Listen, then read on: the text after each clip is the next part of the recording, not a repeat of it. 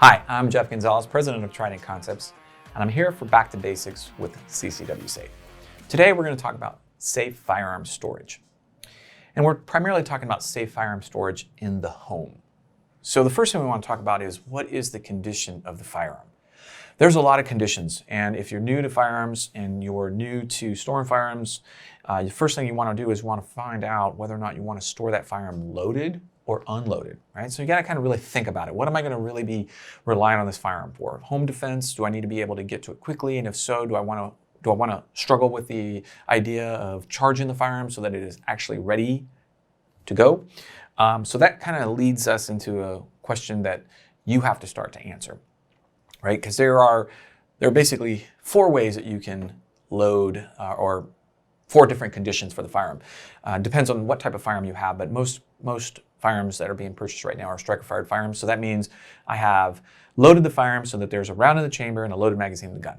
That would be condition one. Condition two, there's no round in the chamber, but there's a loaded magazine.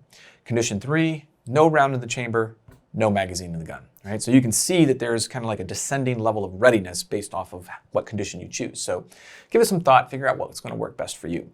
The next thing is location. Where do I want to store this firearm? Most likely place is going to be in the master bedroom, and that makes a lot of sense. But is that going to be readily available during the daytime? Where at night it makes a lot of sense because that's where we're sleeping. But during the day, is that the best place? It's the kind of thing that you want to talk about and ask yourself. Next, we start to talk about readily available, readily accessible. What does that mean? Well, there's all different types of storage options, right? You've got your old school big safes that you lock everything up in. You've got some lockers that are a little less secure. You've got these convenient little vaults that can kind of be hidden in drawers or attached to the side of the bed. So you're gonna have to kind of figure out where you want to secure those firearms and at how much accessibility do you want? Do you want it to be quick or do you need it to be secure? And you're gonna have to kind of walk a fine line there. The next, and this is the most important thing, and everything that we're talking about is leading us to this. All of our actions, all of our choices in equipment, all center around denying unauthorized access. Our goal is to prevent those that should not have access to firearms from gaining access to firearms. So you really want to think about how you're going to array your equipment, the locker you choose, the location, and all that other stuff. Now, that's the goal. The next thing we want to talk about is, have you given thought to how you're going to access it during the daytime and at night? So most of the time we think about daytime, and it's easy because I can see what I'm doing. If I need to go in there and punch a code, I can see the code. If I need to go ahead and turn a dial, I can see the dial.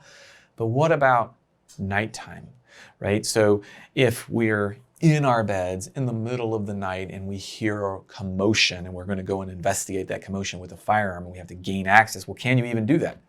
So that leads us up to the last thing, which is practice, right? I know it sounds silly. Practice being able to access that firearm, practice being able to bring the firearm into a ready condition, practice all of this, because what you don't want is you don't want to be under stress or to be kind of like woken from a deep sleep and try to figure this all out right then and there.